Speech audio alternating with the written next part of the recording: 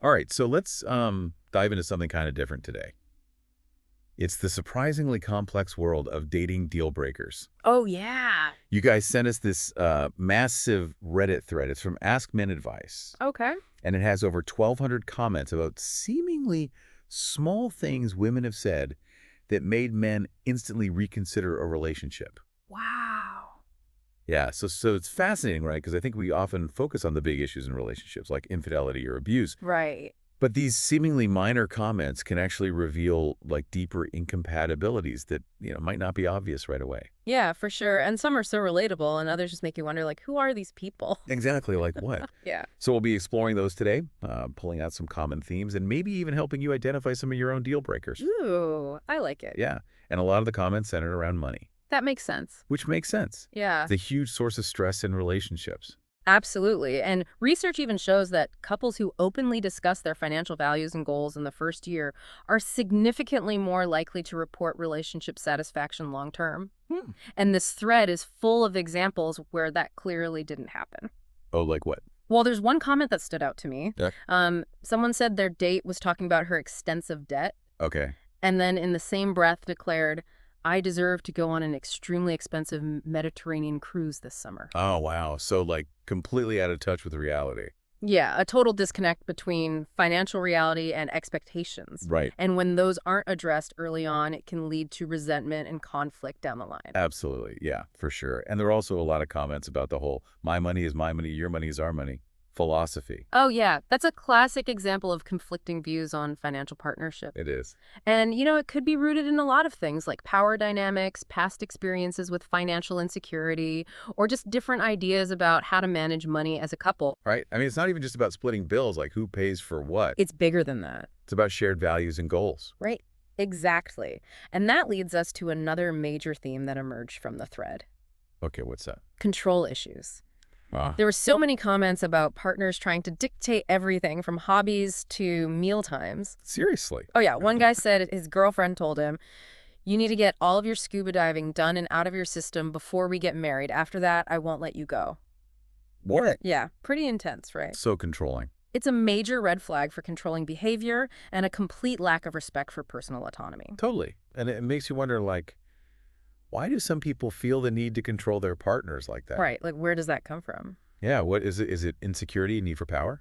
It can be a combination of factors, honestly, Mm-hmm. including past relationship, trauma, low self-esteem, or even learned behavior from observing unhealthy relationships in their own families. Hmm. That's interesting. Yeah, it's essential to recognize that these behaviors often stem from deeper psychological issues, Right. and they rarely lead to healthy, balanced relationships. So true. And sometimes those control issues can be really subtle too. Oh, yeah, for sure. Like, one guy shared that his date insisted they skip dinner and just hang out at the bar even though he hadn't eaten all day. Oh, wow. Yeah, That's just completely disregarding a partner's needs and preferences. totally. Healthy relationships require open communication and compromise. For sure. If one partner consistently steamrolls the other, it's a recipe for resentment and conflict. Right. And so many of these comments really highlight how important communication is, especially early on in a relationship. Absolutely. Another theme that kept popping up was mismatched relationship expectations. Oh, yeah. Even if you have amazing chemistry and you share similar interests, if your visions for the future don't align, it's going to be a problem. Yeah. Like one guy said his date casually dropped, I'm getting married next year, but I don't have a boyfriend. Oh. Yeah.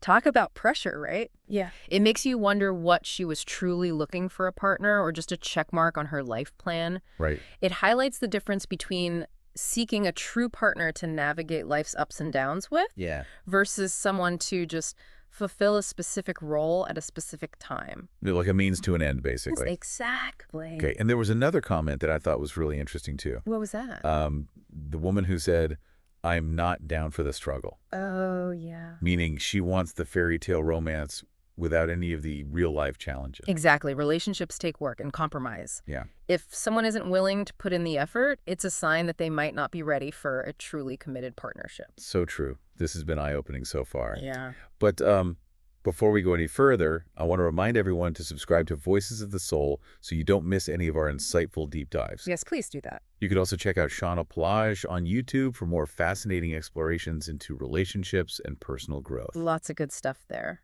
Yeah. And we'll be back with more from this Reddit thread, including some pretty shocking glimpses into people's character and how they treat others. Oh yeah, it gets juicy. Stay tuned. Welcome back to our deep dive into dating deal breakers. Okay. We've been unpacking this incredible Reddit thread from Ask Men Advice, Right. where men shared those seemingly small things women said that made them reconsider a relationship. Yeah, and it's amazing how many of these comments reveal deeper issues Oh, yeah. related to respect boundaries and even just basic human decency. Absolutely. We talked about finances earlier. Right. But another layer to that is the expectation of men as providers. Mm. One woman said she wouldn't date anyone who wasn't earning a high income. Seriously? Yeah, and claimed it was simply a matter of laziness. Ugh, that's such a generalization. I know. It completely ignores the realities of privilege, systemic inequalities, Right. and the fact that success isn't always a direct result of hard work. Exactly. It's just not that simple. No, it's not. And it often goes hand in hand with a lack of reciprocity. Oh, yeah. Another woman in the thread flat out said she expected a man to work and provide for her lifestyle, Okay. but she wouldn't do things for him in return, What? like cooking a meal.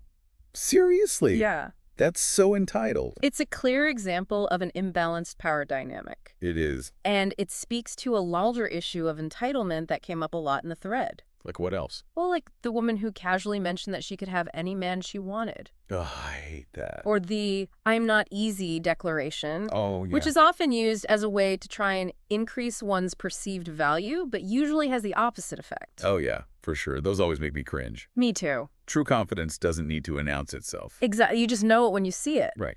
Another comment along those lines was, "If you can't handle me at my worst, you don't deserve me at my best." Oh, that one always throws me for a loop. I know it sounds kind of empowering on the surface. Right. But it often masks a tendency toward a volatile behavior and a lack of accountability. Totally. It's essentially saying, I'm going to be difficult and you just have to deal with it. Exactly. Which isn't exactly a foundation for a healthy, supportive relationship. Not at all. So not healthy. Nope. And there were also a lot of comments about blaming others Oh, yeah. or yeah. projecting insecurities onto a partner. Right. That's where things get really tricky. Okay. One woman blamed her ex-husband for her unhappiness, Hmm. claiming she left him because he lost his job and was too negative. Wow. So it was all his fault. It completely lacked any personal accountability. It's like she was avoiding any responsibility for her own role in the relationship's demise. Right. And then there's the classic "all men are" generalization, Oh, God, I know. which always makes me cringe. Yes, there's so many variations on that theme.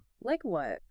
All men are just after one thing. Men are intimidated by strong women and so on. It's frustrating because it reveals a lack of nuance and a willingness to stereotype an entire gender based on limited experiences. It's just not fair. It's not, and sometimes it felt like people were looking for a project to fix Oh, yeah. rather than a partner to appreciate. Right. Someone even shared that his date on a double date was overheard saying to her friend, "There are some issues with his hobbies, but I think I can fix those." What? That's awful. Talk about a controlling and disrespectful attitude. Seriously. It's like she saw him as a fixer-upper instead of a person with their own unique interests and passions. Right. It goes back to that need for control that we talked about earlier. It does. But sometimes the most shocking deal breakers are the ones rooted in hypocrisy. Oh, like what? Like the woman who said, "I hate narcissists," when all of her exes are apparently narcissists. Oh, the irony. If everyone you date is a narcissist, maybe you're the common denominator. Right. It's a good reminder that sometimes the problem isn't the people we date, but our own patterns and choices. And maybe our own lack of self-awareness. Def- Before we move on to the final part of our deep dive, Okay. I want to remind everyone listening that they can check out our show notes for links to some resources Yeah, we have a lot of good stuff there. about healthy relationships and communication. Yes, definitely check it out. And if you're enjoying this exploration into the complexities of modern dating, Yes. we encourage you to subscribe to Voices of the Soul on your favorite podcast platform. Please do. You can also find more deep dives into relationships and personal growth on our YouTube channel, Shauna Palage. Lots of great content there. We'll be back in a moment with some final thoughts on dating deal breakers Okay. and what they reveal about our own values and needs in a relationship.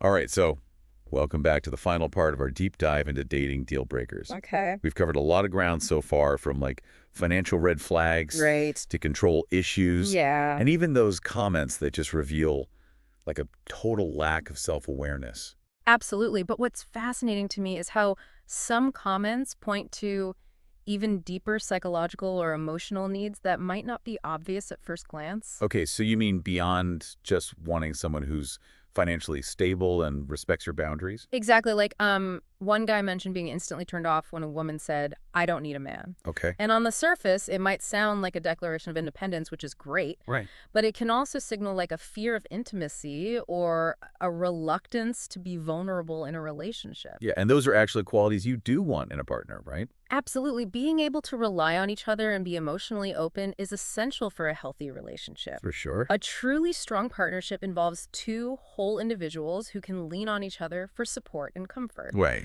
There was another comment that I think touched on this emotional dynamic too. Oh, what was that? It was the woman who said, "I'm completely content and happy with my life." Okay. Again, it's fantastic to be happy on your own. Yeah. But this statement could also suggest a lack of space or desire for a partner in that life. It's like they're saying, I'm doing just fine without you, thanks. Right. Not exactly an inviting message for someone looking to build a connection. Not at all. And sometimes these deal breakers stem from past experiences or unresolved trauma. Oh, okay. One guy said his date casually mentioned having a hoe phase in college. Okay, so for those who might not know, a hoe phase refers to a period of time when someone is exploring their sexuality more freely, often with multiple partners. Thanks for clarifying that. Of course. And while there's nothing inherently wrong with that, Right. for someone who values monogamy or a more traditional relationship approach, this comment could trigger insecurities or anxieties. Totally. It's all about aligning your values and expectations from the start. Exactly. Another commenter mentioned being turned off when a woman talked extensively about her past relationships, Oh, yeah. especially if they were like negative or traumatic. Yeah. It's a sign they might not have fully processed those experiences. Right? It's like that saying, you can't start a new chapter if you're still rereading the last one. So true emotional healing and self-awareness are crucial for building healthy relationships. Absolutely. Okay, so we've explored a lot of serious stuff today. We have. But this Reddit thread wouldn't be complete without a few examples that just make you shake your head and laugh. Oh, absolutely. There's always room for a little absurdity, even when it comes to dating deal breakers. Right. Like the woman who said she hated kids, Oh, wow. which probably isn't the best starting point for a family-oriented relationship. Yeah, not a great sign. Or the guy who was completely turned off when his date asked, "How much would I get if you died?" Oh, my God. Talk about a mood killer. Seriously. And then there was the woman who said she couldn't have sex because her husband would be home soon. Wow. Some people's deal breakers are definitely other people's, let's just say, lifestyle choices. Exactly. This deep dive has been such a fascinating exploration into the diverse and often baffling world of dating deal breakers. It really has. We've laughed, we've cringed, Oh. and hopefully we've all learned a thing or two about what to look out for Right. and what to be mindful of in our own behavior. Exactly. Ultimately, deal breakers are about recognizing and honoring our own values and needs in a relationship. That's it. They're not about judging others, but about understanding what truly matters to us Right. and being honest with ourselves and our partners about what we're looking for. So important. So as we wrap up, I want to encourage everyone listening to reflect on what you consider to be deal breakers in a relationship. Yeah, think about it. What are those non-negotiables that would make you say nope? Mm-hmm. And are you communicating those clearly to the people you're dating? Good question. And if you've enjoyed this insightful conversation about relationships, personal growth, and the human experience, we invite you to subscribe to Voices of the Soul Yes, please do. and check out Shauna Pelage on YouTube for more deep dives into the things that matter most. We'd love to have you. Thanks for joining us on this wild ride to the world of dating deal breakers.